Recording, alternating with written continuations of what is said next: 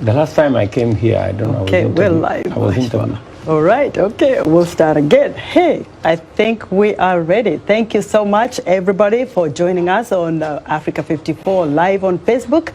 Here in the studios of the Voice of America, I'm joined by Kenya's Deputy President, William Ruto. Honorable William Ruto, thank you so much for making it to the Voice of America. Thank you very We're so much. happy to have you live on Facebook. Let's deal with the issues of the day. You are running for the top seat in Kenya on August 9th, right? That's correct. What's your vision for Kenya? Why do you want to become the next president of Kenya? It's my belief that Kenya is at a point in the journey of a nation that requires decisive, firm, focused, and visionary leadership. And I believe that I have the qualities to take Kenya to the next level. I and my team, we have developed a plan, and we have a track record. I have been deputy president for 9 years. I have clarity in where this country is. I have clarity on where it should go from here. There are things we have done over the last 9 years that have given me the persuasion that indeed we can make Kenya a different country in a very short while. Let's digest that for a little bit, I am Deputy very President, confident because that Kenya can go to the next level. you have a vision and you have been Deputy President for the last 9 years. Correct. What are the things that didn't go well that you feel once you become the President of Kenya, you will make right? Precisely. When we came into office in 2013, we set about going to build a foundation. And that foundation, we appropriated that we needed to build a solid foundation of infrastructure, of training, of energy distribution. On the foundation of infrastructure, we built 700 kilometers of rail. We built 10,000 kilometers of tarmac. We've generated and distributed electricity to 8.5 million people. And we have built, apart from secondary education, we've built training for skills and competences with 170 technical training colleges. It is on that foundation that I believe the takeoff for Kenya is now ready. And among the things, as you've asked correctly, the things that we didn't manage to achieve in the last 8 years, and especially in the last 5 years, we have set out a program called the Big Four that had huge investments that would create jobs, that had investments in agriculture that would not only build capacity, it would also enhance productivity of our very progressive farming endeavors. And we had in it a whole program on universal health coverage and manufacturing. Unfortunately, the Big Four plan did not go as we had planned. Why? Because we got ourselves engaged in another program that was not part of the agenda upon which we were elected. And the program was what you know, or what is now called as the handshake and the BBI and everything else that went in that direction. I get it, but before we get to the BBI, the Building Bridges Initiative that President Kenyatta started, and then, of course, the handshake with his former rival, Honorable Raila Odinga. What happened between the two of you? And I'll ask you this because when the two of you were, I'm going to say the Kenyan way, were roasting at the ICC. You both got exonerated, you went back to Kenya. Yes. You became like brothers. You actually used to dress the same way, same suits, same ties. I mean, Kenyans were mesmerized. The world was. The people who knew, oh, these guys came back, they are like brothers, they are fighting, they want to become president and deputy president. You worked it out. And you see, for Kenyans, they yearn for cohesion, they yearn for harmony. And they hadn't seen that in a long time. This is a country of more than 40 ethnic languages and communities. So they saw something good in that, and they voted you in. The first term went well. The second term, where did the fallout between you, Deputy President Ruto, and President Uhuru Kenyatta come from? What happened? Tell us. History is going to be written one day, and I'm sure details will be out there. But let me say the following. In our first term, we were focused as a government on delivery of our plan. And that is why our first term stands out. Every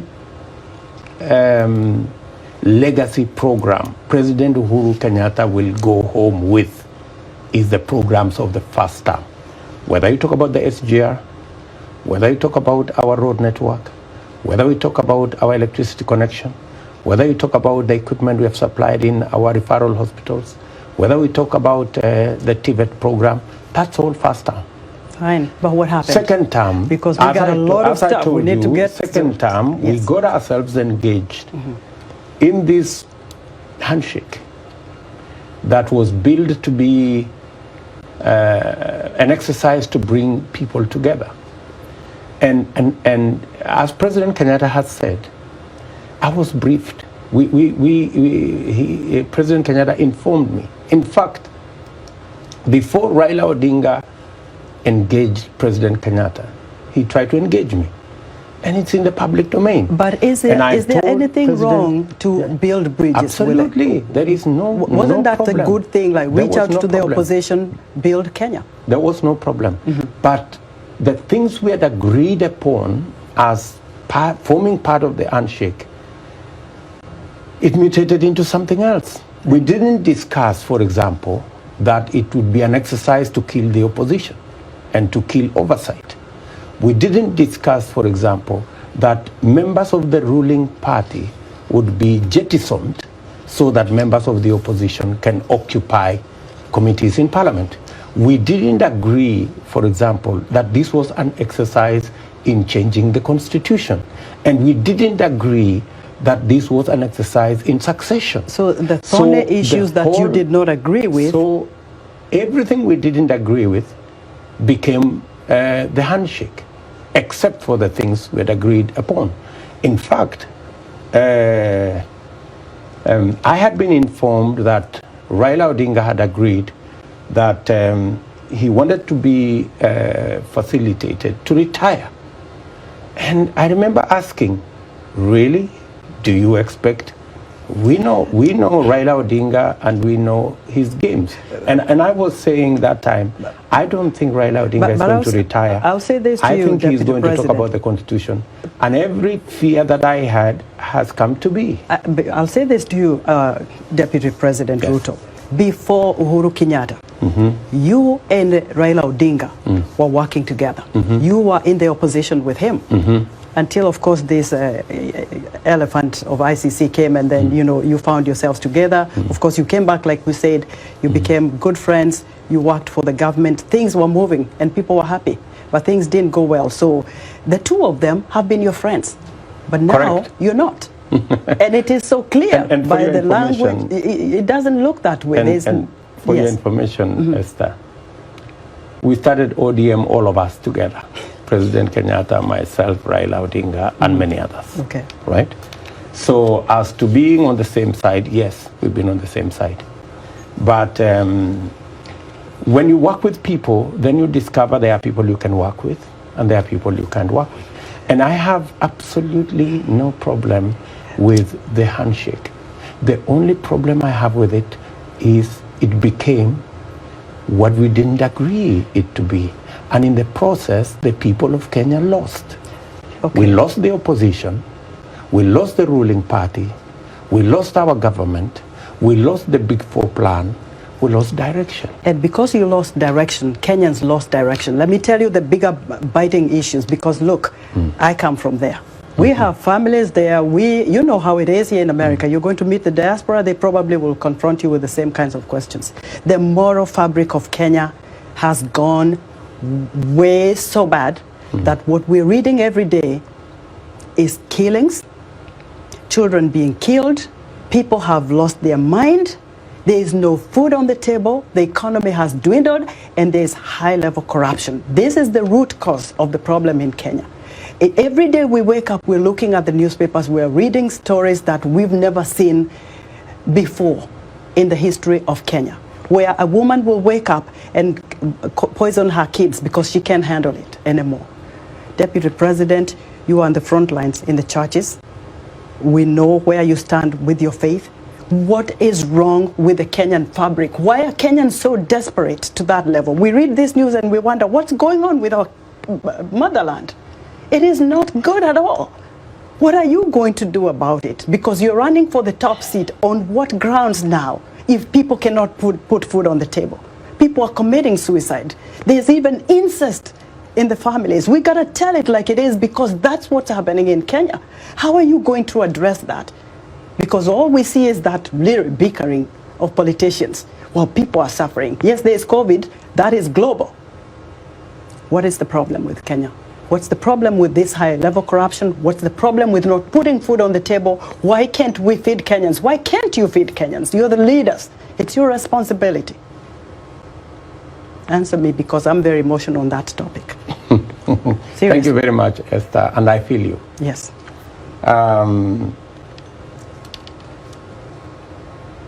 To be able to diagnose the problem of Kenya in this interview, we will not do justice to it. Well, highlight a few things. So I'm going to give you the broad picture. Things are difficult in Kenya, but they are not as bad as you've described.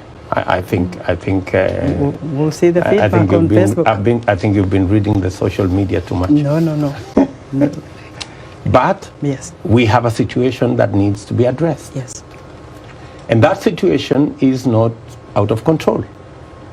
I can tell you that, yes, we can deal with the problem of hunger in our country. It's unfortunate that we dropped the subsidies on agriculture inputs, and by so doing lowered the productivity of our farmers. It is my very strong belief that the very first thing that we must do is to sort out our agriculture. How do we do it? One, we need to put in resources to make sure that we enhance the productivity of our farmers. That productivity of our farmers, whether you're talking about milk, whether you're talking about tea, whether you're talking about coffee, whether you're talking about sugarcane, maize, wheat, rice, enhancing productivity is the way to go. And we have all the planks in place to enhance the productivity of our farmers, because it is through enhancing the productivity of our farmers that we can produce food in enough quantities, be able to lower the price of those quantities, and be able to make sure that every Kenyan can afford a meal. As a result of the economic challenges, you've said correctly, brought about by COVID, but again, brought about by an economic model that doesn't carry everybody, because of trickle-down economics. Fewer people are included in the economic cycle, and the majority are left out. So, and that is why we are proposing the team that myself, Musalia Mudavadi, Moses Wetangula, and many other Kenyans lead, are proposing a bottom-up economic model that puts money in people's pockets. And that takes me and it is an innovation, and it is a realization that even in this country, they believe that the trickle-down economic model hasn't worked. Okay. I heard Joe Biden 2 days ago say exactly that. I hear that, Deputy President. So that brings me to your moniker, the Hustler Nation. How viable is that? And for people who probably don't know what the Hustler Nation is, it's like you want to say you started way poor. You are out there, you know, hustling to make ends meet. But a lot of people don't buy that either. They feel that you've been in a political, you know, path for a long time with former President Daniel Arap Moi. So you've been able to make some money. You've been able to do okay. And a lot of people who are hustlers, they're people who can hardly put food on the table or have 2 meals a day. And so how do you, what's your vision of this Hustler Nation? How are you going to build that up for people who can't even afford a meal a day? The Hustler Nation is about an economy, and it's about an economy that works for everybody. The Hustler Nation is not about rich people versus poor people. That's not what it is.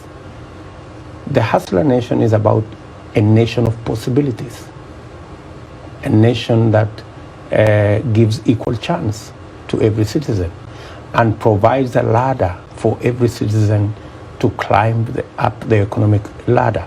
And if you listen carefully about our proposals on the bottom-up economic model, it's about the people who have no jobs. How do we create jobs deliberately? How do we put resources where we can deliberately create more jobs so that we can get people off the streets into work? Give me some samples of that, because it's your vision. How do you do For that? example, yes, in our Big Four plan, we had a whole program on social, low income, low cost housing. It wasn't about the houses, it was about the jobs. And for your information, we got close to 4 trillion Kenya shillings of commitments of people who are ready to partner with the government of Kenya in that program. However, and unfortunately, that program hasn't taken off because we have been busy doing the BBI and the rest of it. So these are deliberate programs. The second item is to make sure that the 10 million odd people who are in the micro, small, and medium enterprise space, who today have no access to credit. They pay as much as 1,000, maybe 2,000, sometimes 3,000% a year, while corporates pay 10% a year. So it's about access to credit for small business. It's about access to inputs for farmers. It's about access to opportunities for young people. That is what this is all about. That is what bottom up is all about.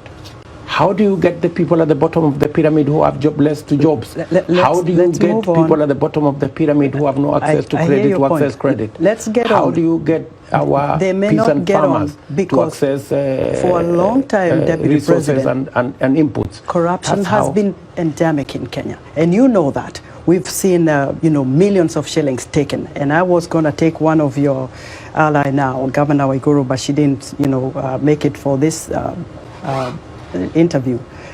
Because when she was the devolution cabinet secretary, 95 million shillings disappeared. And part of it was a big scandal. Part of that was used to buy condoms.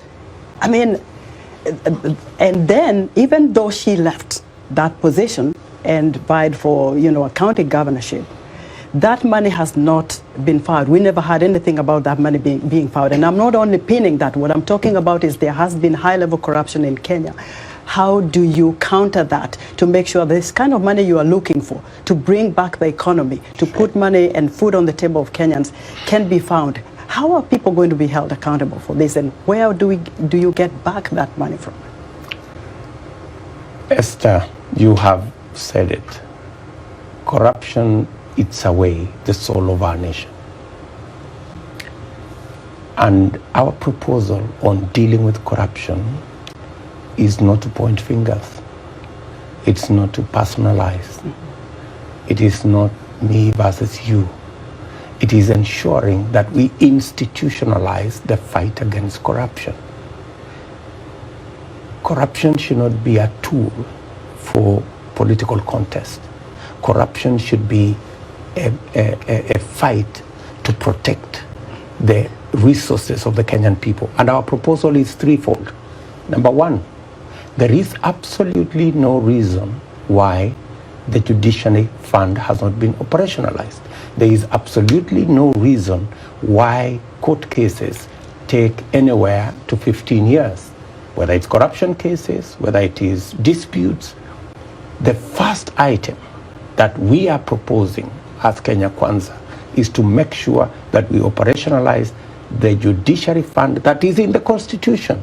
There is absolutely no reason. If you get the top seat, you're talking about fighting corruption, right? Yes. How do you plan to act swiftly? What do you need to do to act swiftly to make sure that even the cases that have been pending, the money that disappeared, can come back? The Judiciary Fund is something that can be operationalized within the first 100 days. That will give financial independence to our judiciary so that our judiciary can discharge their mandate in accordance with the Constitution. Make sure that the people who pilferage corruptly public resources are not only held to account, but speedily so. The second item is to ensure that investigations and working on cases is worked on by the independent institution, and that institution must have financial independence. Today, the IG, the DCI, and all the investigative agencies in the criminal justice system have to wait for resources from the Office of the President because they do not have an independent Deputy President. I know because appointing an independent accounting officer. Yes. So an independent budget to an independent institution, it's already in the Constitution. Yes. It is not any invention you are going to make. That way we can hold everybody to account. And lastly, yes, we must have an accountable executive by making sure the oversight responsibility of the legislature is not compromised in any way. So, today, we're almost wrapping up, so I want compromised. Yes, I want you to get seriously, into, yes, because of the confusion there is between who is in government, who is in the opposition. Nobody is nowhere. While you're here in the U.S., and I hope you can make this as brief as you can, there were claims that you've made of possible rigging of the upcoming elections.